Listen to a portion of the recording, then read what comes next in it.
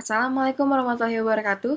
Perkenalkan, nama saya Fahrana Razanti Afila dengan NPM 13011109089. Pada kali ini, saya akan melakukan pemeriksaan pendengaran dasar atau basic hearing. Selamat siang Ibu, perkenalkan nama saya Dr. Farah, saya dokter yang sedang berjaga pada hari ini. Boleh saya tahu Ibu namanya siapa? Iya, Ibu umurnya berapa? 27.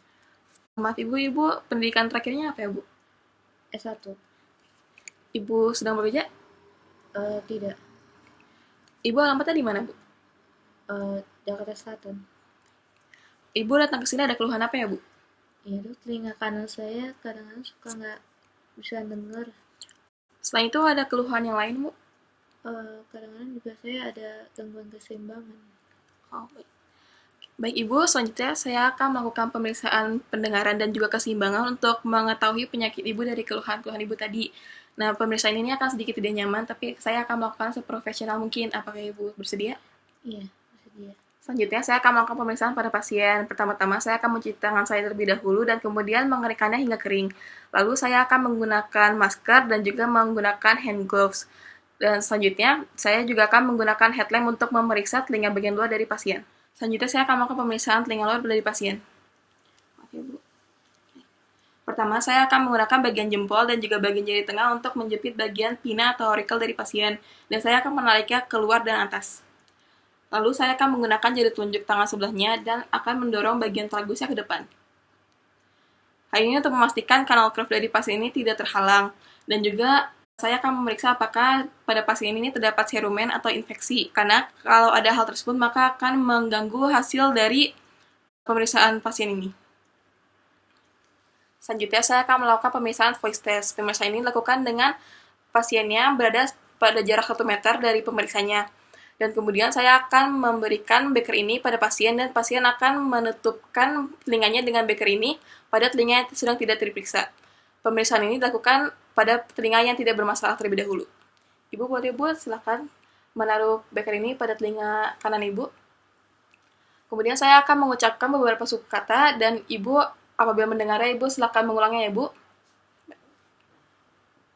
Meja, Meja, bola, bola, kaki.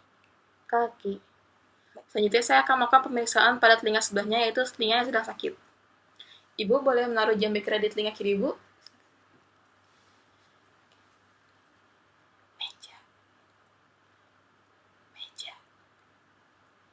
meja, meja, meja, meja, Meja, bola, bola, kaki. kaki. Pada pasien ini, pasien baru bisa menjawab pada intensitas yang ketiga yaitu moderate. Selanjutnya saya akan melakukan pemeriksaan Rhine test. Baik Ibu, saya akan melakukan pemeriksaan Rhine test dan pemeriksaan ini saya akan lakukan menggunakan garpu tali ini ya Bu. Jadi nanti garpu tali ini akan saya getarkan dan kemudian saya akan menariknya di bagian belakang telinga Ibu. Apabila Ibu sudah tidak mendengarnya, Ibu silakan angkat tangan Ibu ya Bu, dan kemudian saya akan memindahkannya ke depan telinga Ibu. Dan kemudian Ibu mendengar lagi apakah masih terdengar atau tidak ya Bu. Sudah paham Bu? Paham.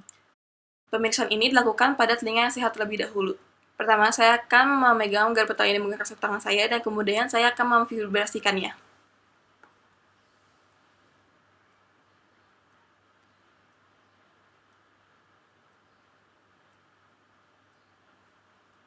Masih terdengar Bu? Masih.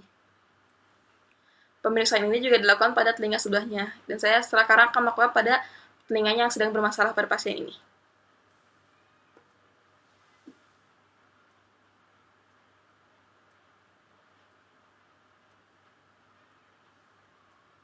Masih terdengar Bu?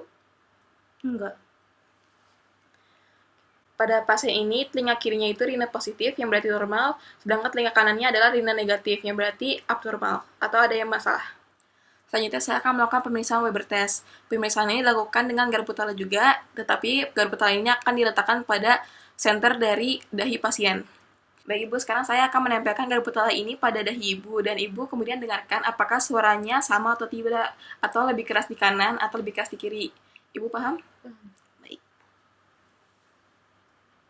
Terdengar Bu? Lebih keras yang kanan. Pada pasien ini, untuk pemeriksaan Weber testnya ada lateralisasi ke kanan. Selanjutnya, saya akan melakukan pemeriksaan audiogram interpretation. Alat yang digunakan untuk pemeriksaan audiometri ini adalah kertas audiogram dan 12 spidol berwarna merah dan biru. Pada audiogram terdapat dua komponen pendengaran, yaitu air conduction yang garisnya menyambung dan bone conduction yang garisnya terputus-putus. Kemudian terdapat simbol spesifik dan warna tertentu untuk membedakan telinga kanan dan kiri. Untuk telinga kanan ditulis menggunakan spidol berwarna merah, sedangkan untuk telinga kiri ditulis menggunakan spidol berwarna biru. Kemudian untuk simbol air conduction pada telinga kanan menggunakan simbol O atau bulat, sedangkan untuk telinga kiri menggunakan simbol X.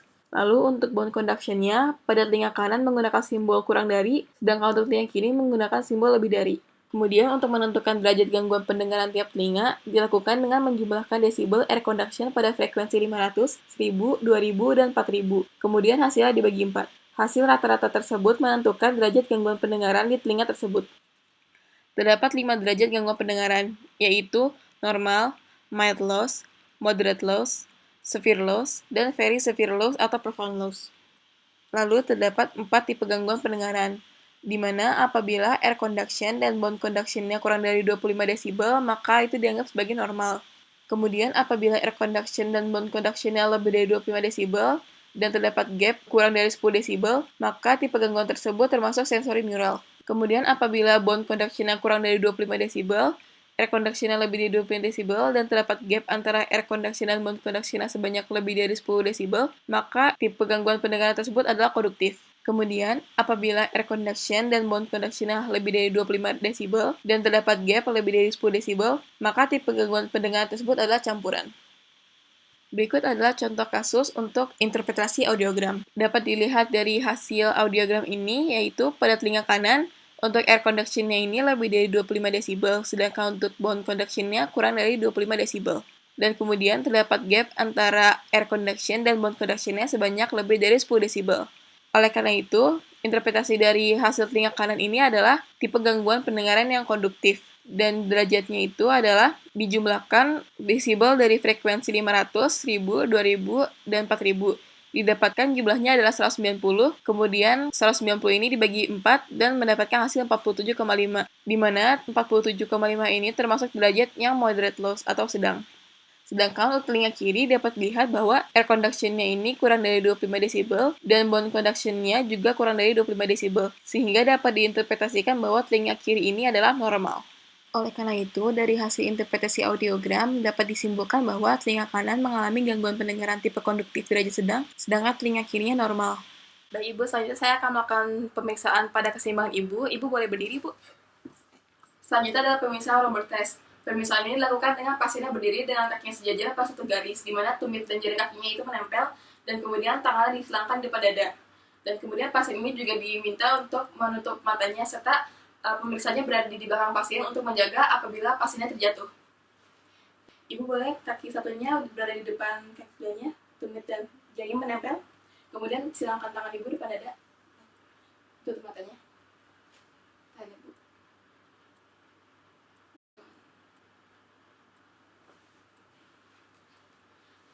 Apabila normal, pasien akan bisa menahan posisi tersebut. Tetapi apabila seperti pasien tadi, dia terjatuh ke arah kanan, maka terdapat gangguan di sebelah kanan.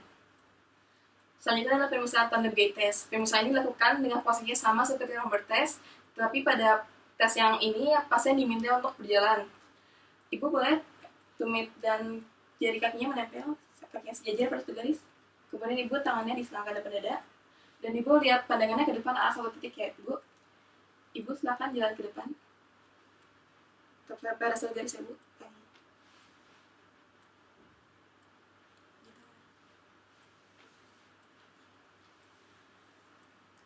Apabila hasilnya normal, maka pasien dapat mempertahankan posisinya sambil berjalan. Tetapi apabila seperti pada pasien ini, maka pasien ini terdapat masalah pada bagian kanannya karena dia terjatuh ke arah kanan.